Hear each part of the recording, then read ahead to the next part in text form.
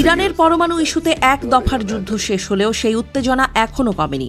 ইরানকে আবারও পরমাণু নিরস্ত্রীকরণ চুক্তি করতে চাপ দিচ্ছে যুক্তরাষ্ট্র। এই পরিস্থিতিতে নিজেদের অন্যতম মিত্র বৈশ্বিক সুপার পাওয়ার রাশিয়ার দ্বারস্থ হয়েছে ইরান। তেহরান জানে আন্তর্জাতিক মঞ্চে মস্কোর শক্তিশালী অবস্থান তাদের নিরাপত্তা ও দর কষাকষির ক্ষেত্রে ঢাল হিসেবে কাজ করবে।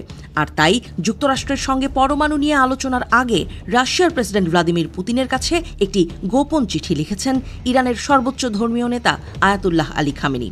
অবশ্য সেই চিঠিতে কি লেখা আছে তা জানা যায়নি। তবে অনেকের ধারণা ইরান পরমাণু চুক্তিতে সই করবে কিনা সেই বিষয়ে পুতিনের পরামর্শ চাইতে পারেন খামেনি।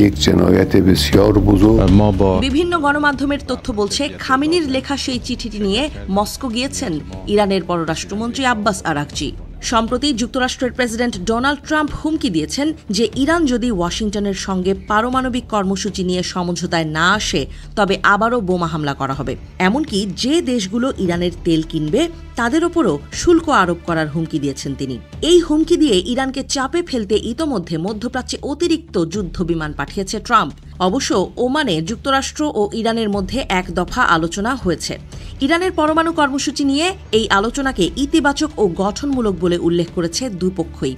এই সপ্তাহে ইতালির রোমে দ্বিতীয় দফায় বৈঠকে বসবে যুক্তরাষ্ট্র ও ইরান। তবে এই বৈঠকের আগে পরমাণু নিরস্ত্রীকরণ চুক্তিতে সই না করার দিকেই ইঙ্গিত দিয়েছেন ইরানের পররাষ্ট্রমন্ত্রী আব্বাস আরাকচি।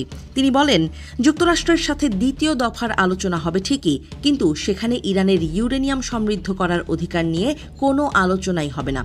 পরমাণু ইস্যু নিয়ে আমরা সবসময় আমাদের বন্ধু চীন ও রাশিয়ার সাথে নিবিড়ভাবে আলোচনা করেছি। এবার রাশিয়ার কর্মকর্তাদের সাথে এমন আলোচনার আরও একটি সুযোগ হয়েছে। এই ঘোষণা দিয়েই খামেনির লেখা গোপন চিঠি নিয়ে রাশিয়ার উদ্দেশ্যে উড়াল দেন তিনি।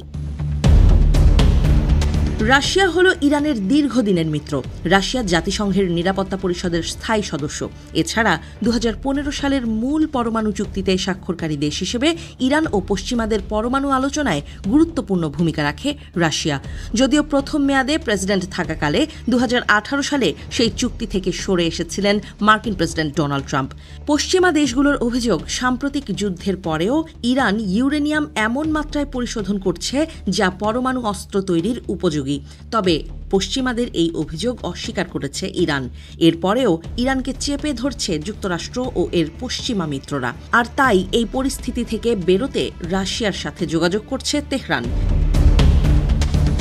এদিকে ইরানের পররাষ্ট্রমন্ত্রী আব্বাস আরাকচির মস্কো সফরে রুশ প্রেসিডেন্ট পুতিনের সাথে সাক্ষাৎ হবে জানিয়েছে দেশটির পররাষ্ট্র মন্ত্রণালয়। এক বিবৃতিতে তারা বলছে, আমরা ইরানের সাথে পারস্পরিক স্বার্থে সম্পর্ক আরও জোরদার করতে চাই, যা আঞ্চলিক স্থিতিশীলতা ও আন্তর্জাতিক নিরাপত্তায় সহায়তা করবে।